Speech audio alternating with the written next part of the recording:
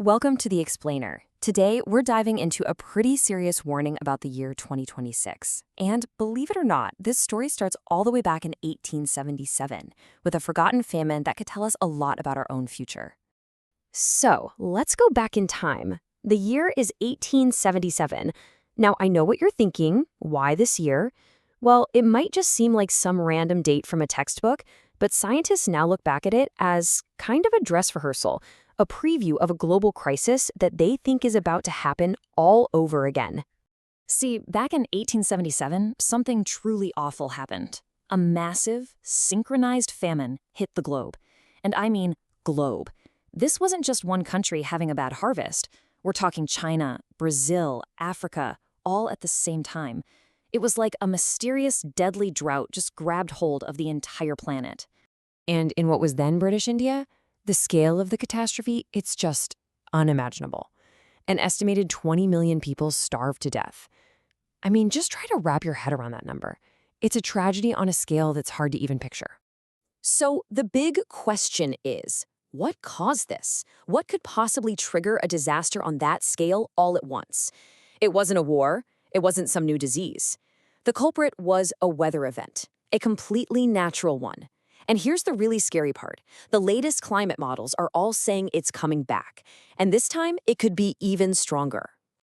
Okay, so to really get what we might be facing in 2026, we have to dig into the science of what happened back then. We need to understand this thing that climatologists have a name for now, a Super El Niño.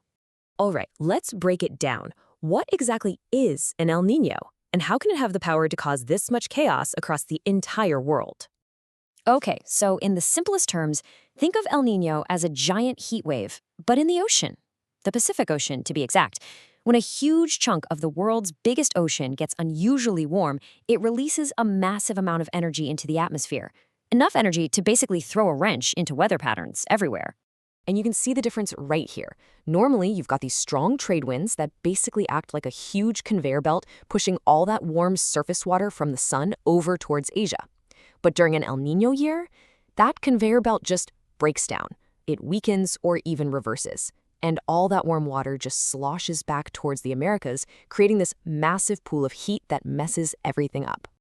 Right, so that brings us to 2026. Why are scientists and forecasting centers so worried about this specific event? Why is it predicted to be so dangerous, especially for a country like India? Well, it's not just one thing. It's a bunch of factors all coming together to create what you could call a perfect storm.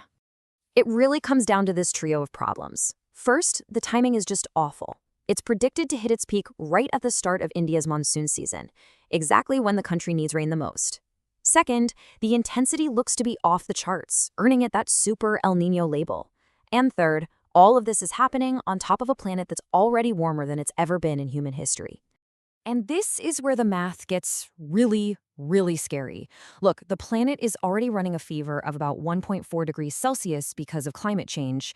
Now you add the Super El Niño on top of it, which could crank the heat up by another 1.5 degrees. That puts us at a total temperature spike of almost 3 degrees. It's like walking into a room that's already uncomfortably hot, and then someone turns on a massive space heater. So what does all this actually mean for people on the ground? For a place like India, scientists see this impact hitting in 4 distinct but connected layers of crisis. You can really see the domino effect here. It starts with the monsoon. It's predicted to be weak, which means less water. That immediately hits agriculture, because more than half of India's farms rely completely on rainwater. That, in turn, can lead to more intense heat waves. And the final domino? The economy. Less food means higher prices, and that hits everybody's wallet. Think about that. A weather pattern in the middle of the Pacific Ocean ends up affecting the price of food on your dinner table. And of course, like with any crisis, the pain isn't shared equally. The real burden, the full brunt of this, falls on the most vulnerable people. We're talking about the millions upon millions of informal workers, the people who have to be outside to earn a living. Construction workers, farmers, street vendors, they have no choice. There was a study in Delhi that actually put a number on this, and it's brutal. On a really bad heatwave day, a daily worker's earnings can drop by 40%. 40! And that's because they physically can't work as long, plus they have to spend more of their money on just surviving, buying extra water, maybe even medicine. And just let this number sink in. 1 in 5. For every 5 people who die from a heat wave anywhere in the world, one of them is an Indian. And listen, that's not a prediction for the future. That's the reality right now, before this giant Super El Nino even gets here. It just goes to show you how on the edge the situation already is. Okay, I know this all sounds incredibly bleak. It's really easy to hear all this and just feel helpless. But here's the thing. A forecast is a warning. It's not destiny. So this isn't a time for despair. It's a time for action. Let's talk about what we can actually do. And the good news is there are things we can do at every level. Individually, one of the most powerful things is to protect old, mature trees. We'll get into why in a sec. At a community level, it can be as simple as practicing care for one another. And on the big, systemic level, well, we've got to go after the root cause and change how we get our energy. But let's stick with the trees for a minute, because we've all heard the argument, right? The official line you hear when forests are cut down for development. Don't worry, for every 1 tree we cut, we're planting 10 more. Well, an IIT Bombay study looked at the actual numbers, and the reality is pretty shocking. Between 2015 and 2019, for every 1 square kilometer of new forest planted, 18 square kilometers of old established forest was cut down. 18 to 1. That is not a fair trade. We're losing these massive natural air conditioners way, way faster than we're replacing them. And that kind of leaves us with one final, pretty heavy thought. If we don't act on these warnings, what does a normal summer even mean anymore? The kind of summer that we remember from when we were kids?